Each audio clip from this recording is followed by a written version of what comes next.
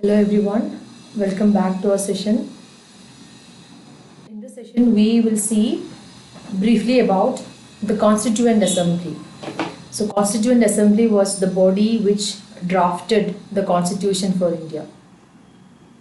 Now, it was in 1935 that the Indian National Congress for the first time demanded the creation of a Constituent Assembly to frame our Constitution. Now, Nehru also demanded on behalf of the Congress that India should have a constitution a constituent assembly without outside interference, so that we have a chance to frame a constitution for ourselves. Now, in 1942, Sir Stafford Cripps, in his Cripps proposal, he gave the proposal to create or to frame an independent constitution for India. Now, note that this was the proposal to create or to frame a constitution for India and not a constituent assembly. But Cripps' proposal was rejected by the Muslim League because they were now moving ahead with the two-nation theory and the demand for a separate state of Pakistan. And then later on you have the Cabinet Mission. So Cabinet Mission put forth the scheme for a constituent assembly. So Cripps' mission was a proposal for a constitution as such, whereas in the Cabinet Mission you have the proposal for a constituent assembly. So this was agreed upon by the Muslim League as well. So we have the Constituent Assembly being formed or constituted in the month of November in 1946. So under the scheme formulated by the Cabinet Mission Plan, the Constituent Assembly would have a strength of 389 members. So each province and princely states will be allotted seats in proportion to their population.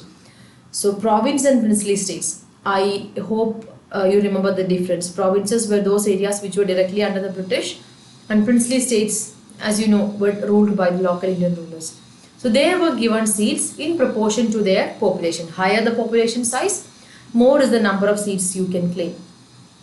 And thirdly, seats allocated to each of these provinces would be divided among Muslims, Sikhs and general. Here general would mean all other community except the Muslims and Sikhs.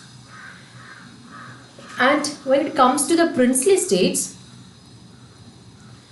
the heads of the princely states can nominate their own representatives. So in provinces you have partial election, whereas in princely states you have kind of nomination. So we would say the Constituent Assembly was a partly elected and a partly nominated body. So now elections to the Constituent Assembly was conducted in July-August 1946, and as expected, the Congress won 208 seats, Muslim League won 73, and the remaining seats by the various smaller and independent groups. So this was regarding the provinces. Now when coming to the princely states, the 93 seats allotted to these princely states were not filled because the princely states decided to stay away from the Constituent Assembly. They did not want to be a part of the Constituent Assembly. So you have the elections conducted, and so in July, August, so in November you have the Constituent Assembly being constituted. Then towards December you have the Assembly formally starting its function. So Dr. Sachidanand Sinha, who was the oldest member of the Assembly, was elected as the temporary president. He was the temporary president because you always have a temporary president for the very first meeting. So even today, whenever the Assembly meets after the general election, you have a temporary speaker, you call a pro tem speaker. So their function is to preside over the very first meeting, which will later on elect the other designates. So the similar way, Dr. Sachidanand Sinha was elected as the temporary president of the Assembly.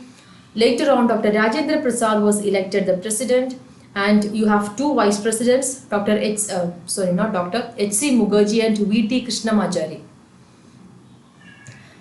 Now another milestone is the historic Objectives Resolution, which was moved by Jawaharlal Nehru in the assembly. So Objectives Resolution is simply a laid down fundamentals and philosophy of the constitution. So this is a document which simply lays down the guiding principles and guiding philosophy of the constitution. So you may equate the Objectives Resolution to the preamble of the current constitution. So this resolution was adopted by the assembly, and then you have the Indian Independence Act of 1947. So with Indian Independence Act, there undergoes certain changes within the Constituent Assembly also. And here you must note that we had seen earlier that the representatives of the princely states stayed away from the Constituent Assembly, right? But gradually they decided to be part of it. They decided to join the Constituent Assembly. Okay, coming to the changes that were made with the Indian Independence Act. Number one, very very important, the Constituent Assembly was now a fully sovereign body. So it could now frame any constitution it wanted, it pleased. See, till now the assembly was not under or not a sovereign body. It was working under the cabinet mission plan. So they had to go by the regulations laid down in the cabinet mission plan. But now with independence, Constituent Assembly got full sovereignty. Now sovereignty here means authority or supremacy. Okay, so next feature is the assembly also became a legislative body. Remember the term legislative relates to lawmaking. Legislative body is a lawmaking body. Now Constituent Assembly's original purpose was to create a constitution or to frame a constitution for India. Now with independence, the assembly has been given sovereignty, and the assembly has been given an additional separate function of being a legislative body for the newborn country.